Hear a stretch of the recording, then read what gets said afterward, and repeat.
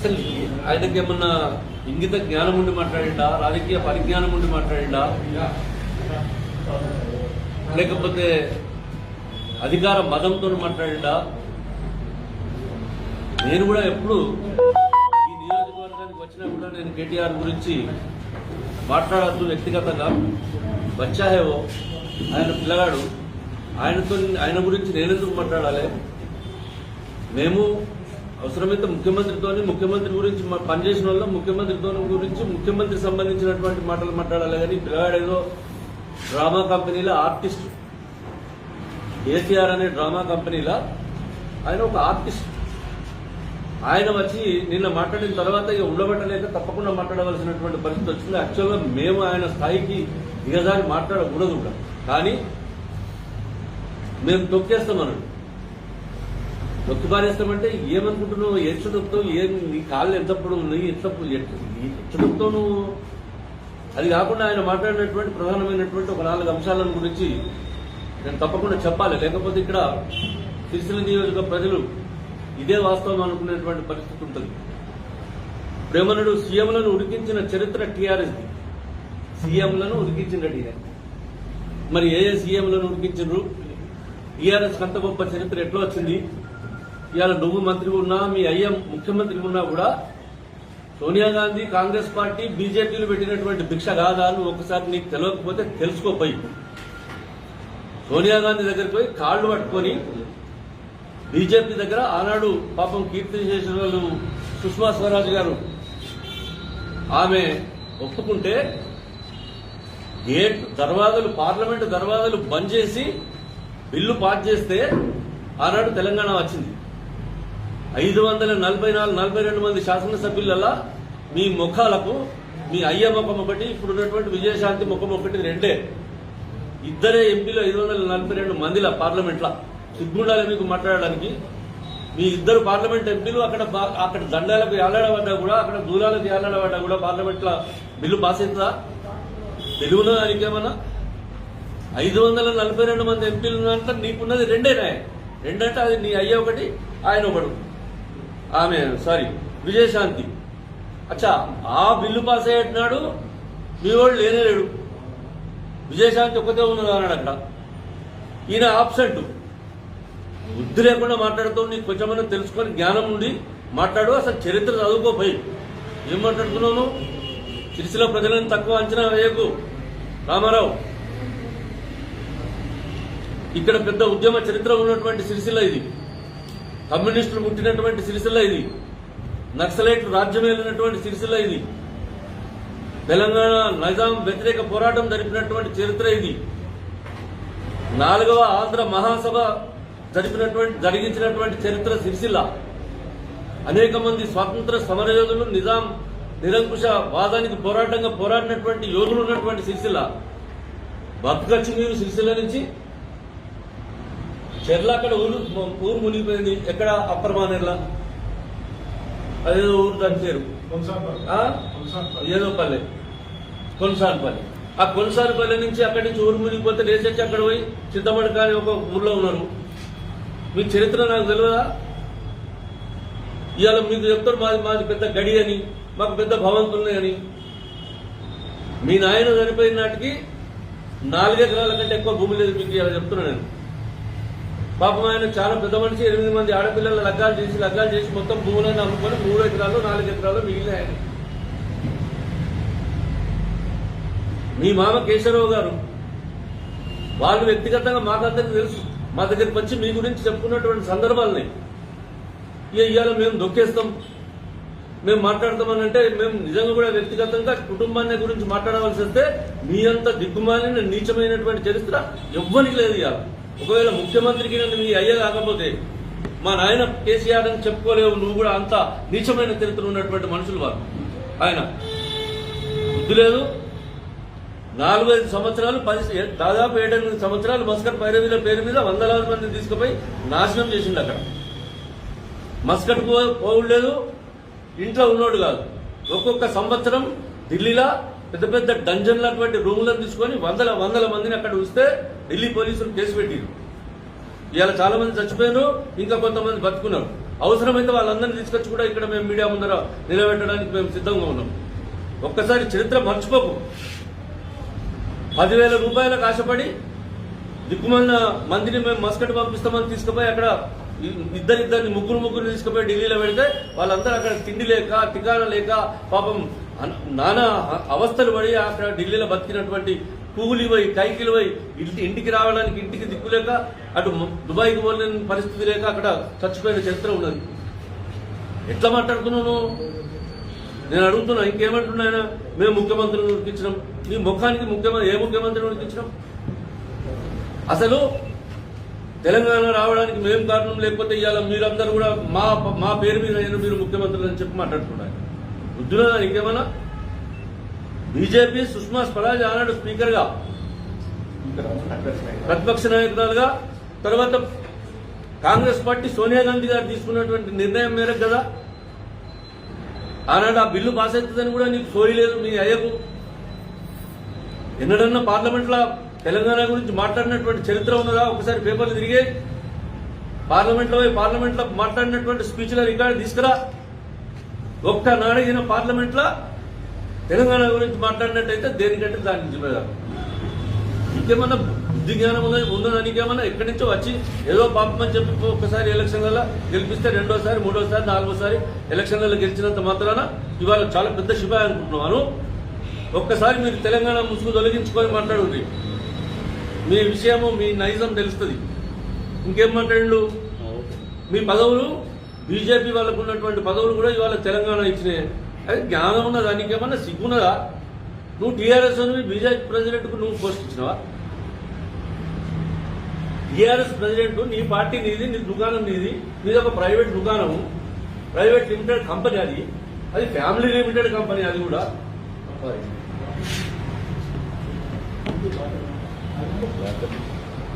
అది ఒక private limited company కూడా కాదు, అది ఒక ఫ్యామిలీ లిమిటెడ్ కంపెనీ. కాబట్టి అలా మీరు ఏడ్చుకోక నువ్వు మీ నాయన అధ్యక్షుడు, నువ్వు దానికి వర్కింగ్ ప్రెసిడెంట్, మీ కింద మాట్లాడుకుని కొంతమంది చెంచాలు, వాళ్ళందరూ కలిస్తే మీది ఒక కంపెనీ. మీరు బీజేపీ నాయకులకు పోస్టులు ఇప్పించారు. బీజేపీలకు నువ్వేందా పోస్టులు ఇప్పించేది? ఇలా మేము లేకపోతే మీరున్నారంటే అసలు నువ్వెక్కడున్నావు? 2004లో నీ ఇంట్లో ఉండి నేను 1 సంవత్సరం పాటు మొత్తం పార్టీ రాజకీయాలను నడిపించినటువంటి కాలంలో 2004లో ఎక్కడో అమెరికాలో. ఆనాడు అసలు ఉద్యమం చరిత్ర మంచిగా చెడ్డన నీకు తెలుసా? అసలు మేము ఇలా అనేక మంది యోధులు పాపం తెలంగాణ కొరకు పోరాటం చేసి చస్తే ఈ తెలంగాణ వచ్చింది. మీకేమైనా అయిందా? మీకు కానీ, మీ కుటుంబానికి కానీ, మీ చుట్టాలకు కానీ, మీ బంధువులకు కానీ, లేకపోతే నీ చెంచాలకు కానీ ఒక గోరు కూడా ఉసిపోయిన ఏమన్నా? ఇవాళ దాదాపు 900 మంది 800 మంది చచ్చిపోయారు.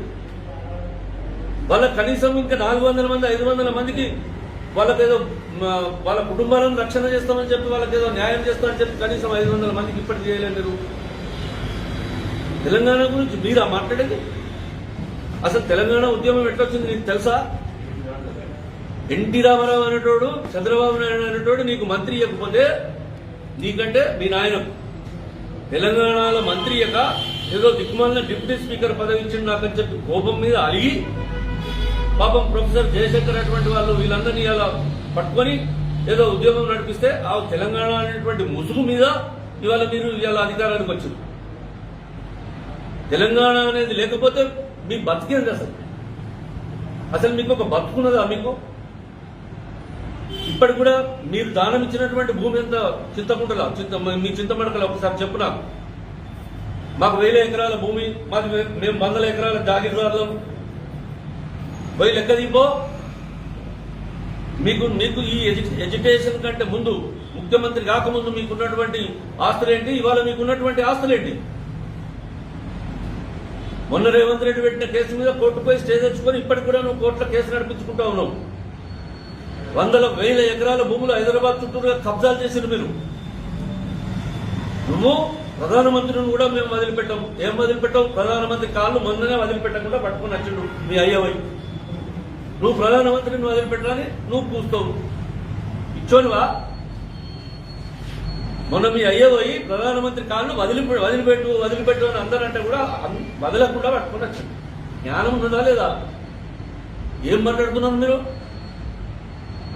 ఢిల్లీలో మేము ఇక్కడ పొడుస్తాం, అక్కడ చేస్తాం, అది చేస్తాం, ఇది చేస్తామని చెప్పి అక్కడికి పోయి రైతుల మద్దతు చేస్తాం, రైతుల ధర్నాకు మేము ప్రతిపక్షాలతో కలిసి దేశమంతా అని చెప్పి అక్కడికి పోయి తర్వాత జాతీయ స్థాయిలో చక్రం దింపుతా అని అక్కడికి పోయి చక్రం ఎక్కడ ఇరిగిపోయింది, మద్దతు ఎక్కడ ఇరిగిపోయింది, ఏదెక్కడ పోయింది?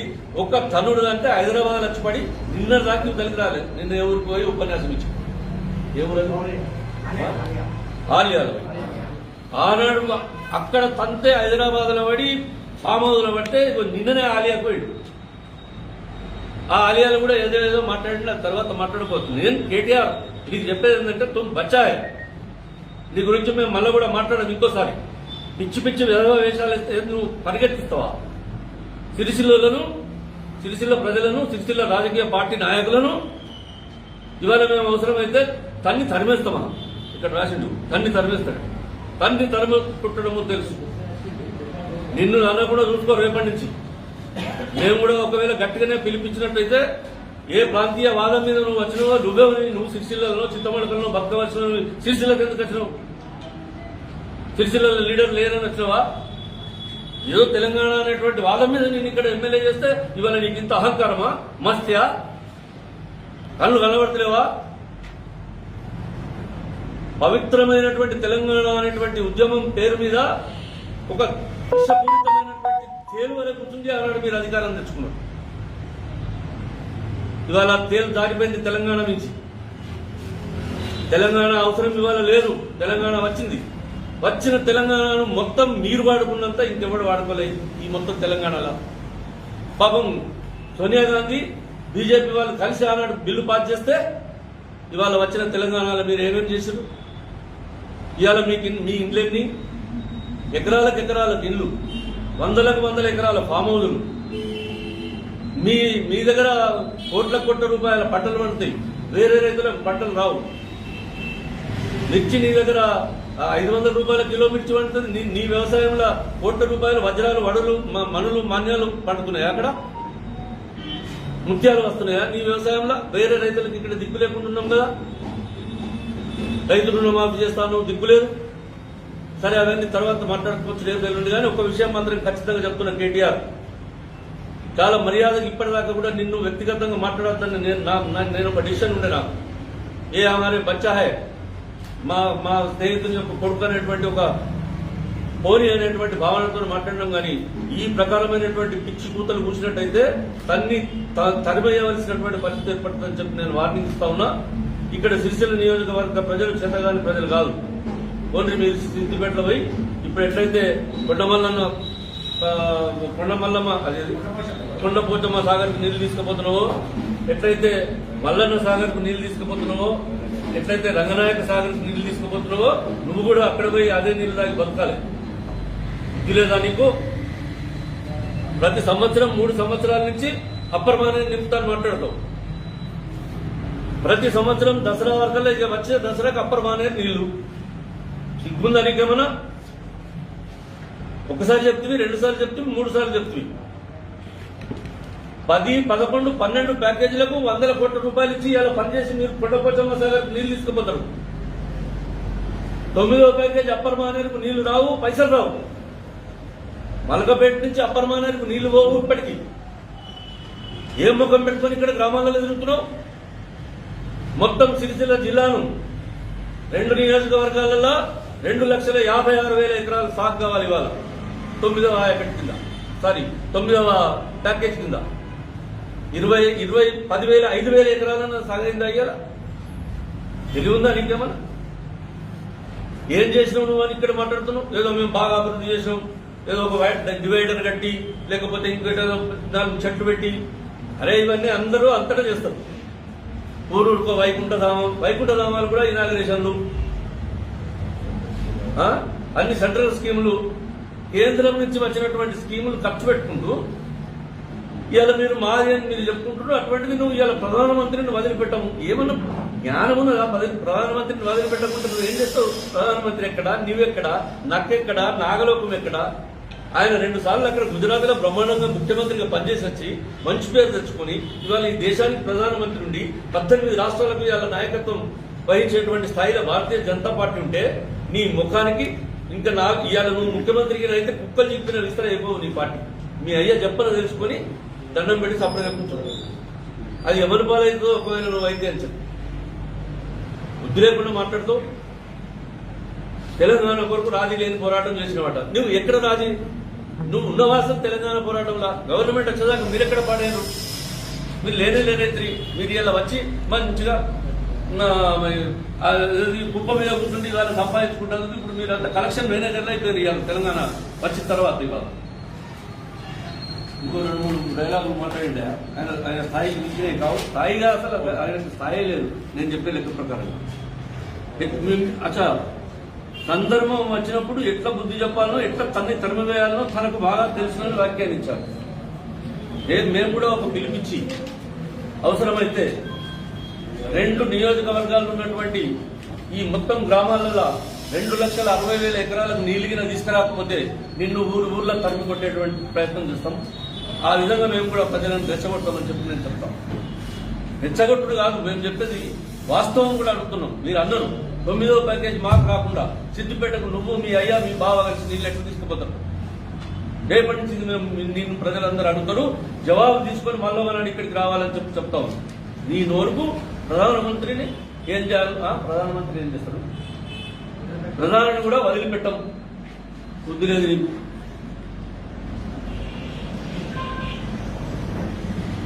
ఓపిక నశిస్తే ప్రధానమంత్రి కేంద్ర మంత్రులను విడిచిపెట్టాం అంటే ఇక్కడ ఏం చేస్తావు? అరెస్ట్ చేస్తావు వాళ్ళను. మీరు జైళ్లలో కూడా చూసుకొని జాగ్రత్తగా యాంటిసిపేటరీ బెయిల్ తీసుకొని మా బండి సంజయ్ గారు అధ్యక్షులు పదే చెప్తుండ్రు 3 నెలల నుంచి. కేసీఆర్ అనేటోడు ఆయన కొడుకు జైలు పోడు తప్పదని చెప్తా ఉన్నారు. నువ్వు మాయావతి కంటే గొప్ప కాదు, నువ్వు లాలూ ప్రసాద్ యాదవ్ కంటే గొప్ప నాయకుని కాదు. వాళ్ళు ఇవాళ వాళ్ళ రాష్ట్రాలలో బలంతో గెలిచి ముఖ్యమంత్రులు అయ్యారు. ఇవ్వాలని కూడా జైల్లో ఉన్నా కూడా వాళ్ళకి నాయకత్వం ఉన్నది. పిచ్చోడా తెలంగాణ అనేటువంటి ముసుగు తీసేస్తే మిమ్మల్ని కుక్క కూడా అడగదు.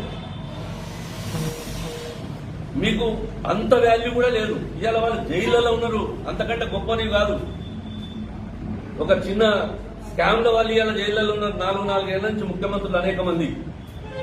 నీ ముచ్చటంత నీ లెక్కెంత? అసలు ప్రధానమంత్రి కేంద్ర ప్రభుత్వము కన్ను తెరిచినాడు. మీరు ఆ ప్రగతి భవన్లు ఉంటారా, ఫామ్ హౌస్లు ఉంటారా, జైల్లో ఉంటారా చూసుకోవాలి. మీరు బీ కేర్ఫుల్. ఇవాళ మీ ఆస్తుల మీద మీ యొక్క ప్రాపర్టీల మీద తప్పకుండా ఎంక్వైరీ జరుగుతూ ఉన్నది. మీరు చేసినటువంటి అవినీతి కార్యక్రమాల మీద ఎంక్వైరీ జరుగుతూ ఉన్నది. ఏదో ఒక ప్రజాస్వామ్యబద్ధంగా ఉన్నటువంటి పార్టీ భారతీయ జనతా పార్టీ కాబట్టి ఇంకా ఏదో ఓపిక నిజంగా కూడా పొడగొట్టుకోకుండా ఇవాళ ప్రవర్తిస్తున్నారు కాబట్టి ఇవాళ మీరు రోడ్ల మీద తిరుగుతున్నారు. లేకపోతే మీరు ఇళ్లలో పండరు ఎవడు. అది కూడా చెప్తా ఉన్నాం. మీకు ప్రొఫెసర్ జయశంకర్ చెప్పినట్టుగా ప్రొఫెసర్ జయశంకర్ ను ఆయన ఆత్మ క్షోభించే విధంగా పాప ఆయన చచ్చిపోయేదాకా చంపింది ఆయన జయశంకర్ పేరు వాడుతుంది. నేను ప్రత్యక్ష సాక్షిని. హన్మకొండ పార్లమెంట్ లో టికెట్ కావాలని అడిగితే మీకు చెప్తున్నా ఇక్కడ సిరిసిల్ల ప్రజలకు. హన్మకొండ పార్లమెంట్ టికెట్ ఇస్తాను. హన్మకొండ వరంగల్ అప్పుడు 6 పార్లమెంట్ సీట్లు కాంగ్రెస్ పార్టీ టీఆర్ఎస్ ఇచ్చింది. 6 వరంగల్ హన్మకొండ 2 కావాలని అడగచ్చింది. 2 ఎందుకు అయ్యారు? సోనియా ఒకటి తీసుకొని ఒకటి మాకు ఇచ్చిపెట్టుదని కాంగ్రెస్ వాళ్ళు అడిగితే లే నేను ఒక సీట్ల ట్రైబల్ నిలబెడుతున్నా, జనరల్ సీట్ల, ఇంకో సీట్ల నేను ప్రొఫెసర్ జయశంకర్ నిలబెడుతున్నా, చాలా పెద్ద మేధావిని అని చెప్పాడు. పాపం అక్కడ 2 సీట్లు తీసుకొచ్చి వినోదరావుకి ఇచ్చాడు ప్రొఫెసర్ జయశంకర్. ఆ తర్వాత ఏమన్నాడంటే, జయశంకర్ సారు మీకు మేము టికెట్ ఇద్దామని అనుకున్నాం కానీ ఏం ఫోన్లండి, అండర్ గ్రౌండ్ వాళ్ళైతే ఫోన్లు చేసి నా కారును బ్లాస్ట్ చేస్తా అంటారు, అంత కుళ్ళు రాజకీయాలలో జయశంకర్ దిస్తే అని చెప్పినాడు. అందుకొరకు పాపం జయశంకర్ ను ఆయన బతికిన రోజులు చంపినాడు. ఇవాళ ఆయన బొమ్మ పెట్టుకొని ఆయన కాలు మొక్కి జయశంకర్ పేరు మీద మీరు బతుకుతా ఉన్నారు. జయశంకర్కి ఏం చేసిన మీరు ఇలా సిగ్గుపడాలి. మీరు వ్యవసాయానికి 24 గంటల కరెంట్ అన్నాడు. ఎవరికి కావాలి 24 గంటలు? మాకు వద్దని మొత్తం మంది తీర్మానాలు చేసింది. 24 గంటల కరెంట్ ఎందుకు ఇస్తున్నావు? 24 గంటల కరెంట్ ఇవ్వడానికి పక్క రాష్ట్రాల నుంచి 4 రూపాయలకు ఇచ్చే కరెంటును 6 రూపాయలకు కొనుకొచ్చుకొని ఒక యూనిట్కి 1 పైసా కమిషన్ వచ్చినా కూడా ఇవాళ 100 కోట్ల రూపాయలు ఎంత బహుశా మీకు అందరికి లెక్క తెలవాలి.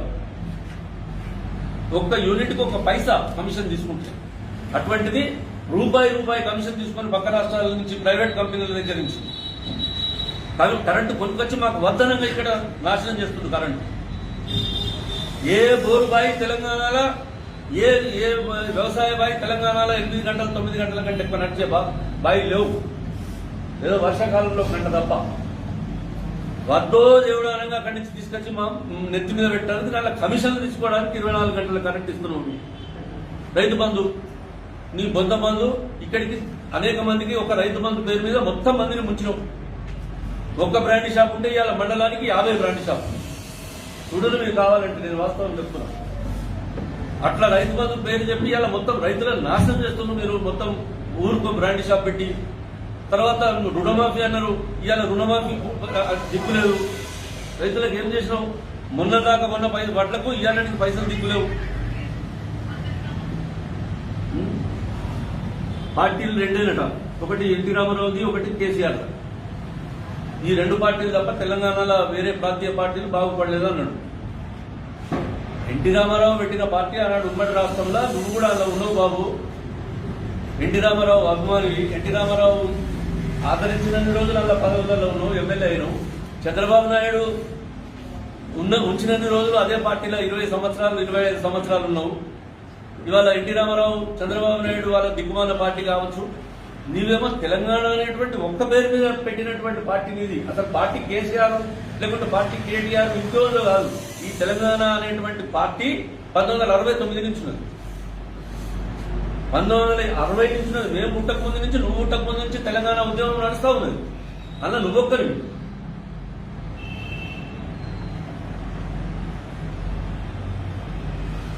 సరే ఇవన్నీ ఉన్నాయి. అలాంటి పరిస్థితులలో కేసీఆర్ ఒంటరిగా ముందుకు వెళ్ళిండని. ఏం ఒంటరిగా పోయినావు? ఇవాళ చెప్తున్నా, ఖండించు దమ్ముంటే హైదరాబాద్లో మీకు ఖమ్మంలో మిమ్మల్ని అరెస్ట్ చేసి హైదరాబాద్ నిజాం హాస్పిటల్కి తీసుకుపోవాలని బతుకులాడింది నువ్వు. నన్ను నిజాంకి తీసుకుపోని. ఒక్క పూట ఇక్కడ కరీంనగర్లో హంగర్ స్ట్రైక్ చేసి పట్టుకపోయి ఖమ్మంలో వారేస్తే నీ దండం పెడతా తిండి లేకుండా బతకలేనని చెప్పి తెప్పించుకొని పళ్ళ రసం తాగింది నువ్వు. టీవీలని వీడియోలలో ఉన్నాయి ఇప్పటికి కూడా. చూపెట్టమంటే చూపెడతా. ఆ తర్వాత మళ్ళీ ప్రభుత్వాన్ని బతికినాడు అప్పుడు రోషయ్య గారి గవర్నమెంట్ను నిమ్స్ హాస్పిటల్లో ఉన్నది నువ్వు. రోజు ఒక మనిషికి ఎన్ని క్యాలరీలు కావాలో అన్ని క్యాలరీలు గల ద్రవ పదార్థాలను నోట్ల నుంచి పోసుకునేది కాకుండా బ్లడ్తో ఇప్పించుకొని అన్ని రోజులు హంగర్ స్ట్రైక్ చేసింది నువ్వు. రికార్డు ఉన్నాయి. కొద్ది నన్ను లేపుని నీ దండం పెడతా అని చెప్పి కేంద్ర మంత్రులను ప్రార్థన చేసింది నువ్వు. రోషయ్య మీరు చెప్తే దాన్ని లేచి ఉరుకుతా అని చెప్పి బతిలాడింది నువ్వు. చెప్తున్నా నేను. నాకు చెప్పినవు అని అనేటోళ్ళు ఉన్నారు, వాళ్ళతో మాట్లాడిస్తా అవసరం. నువ్వు నాతోనే బతిలాడినావు అని చెప్పేటోళ్ళు ఉన్నారు. నేను చెప్తున్నా ఇక డోంట్ చీట్. తెలంగాణ ఎట్లా వచ్చింది, ఎందుకు వచ్చింది, ఏదో దానికి నువ్వు ఒక సాధన మూలే కనిపించడం అంతే తప్ప. కానీ ఇవాళ తెలంగాణను ఇంత ఆంధ్ర వాళ్ళ పేరు మీద దోపిడీ అన్నావు, కానీ నీ కుటుంబ దోపిడీ చేసినంత దోపిడీ తెలంగాణ గతంలో ఎప్పుడైనా చేయలేదు. కాబట్టి మిస్టర్ కేసీఆర్ వచ్చినప్పుడు మర్యాదగా ఈ నియోజకవర్గం నిన్ను ఆదరించినందుకు, ఈ నియోజకవర్గంలో ప్రజలు తెలంగాణ పేరు మీద నీకు ఓట్లేసినందుకు, ఈ తెలంగాణ అభివృద్ధి చేస్తావో చేయవో కానీ సిరిసిల్లలో మాత్రం అభివృద్ధి చేయి. మా యొక్క ఇక్కడ చేనేత కార్మికుల పరిస్థితి మారలేదు, రైతుల పరిస్థితి మారలేదు, ఇక్కడ ఎవ్వరికి ఏం రాలేదు నీ వలన. కాబట్టి రేపటి నుంచి 9వ ప్యాకేజీకి నీళ్లు తీసుకొచ్చేదాకా నువ్వు కృషి చేసి ఆ 9వ ప్యాకేజీ నీళ్లు మానేళ్ళ నిండినాకనే నువ్వు రావాలి తప్ప అదివరదాకా వచ్చినట్టయితే మాత్రం మర్యాద ఉండదు నీకు. నీ ముఖం ఎక్కడ పెట్టుకుంటావు, ఎందుకు వస్తలేవు నీళ్ళు అని చెప్పి అడగవలసినటువంటి పరిస్థితి వస్తుంది. Be careful. Thank you.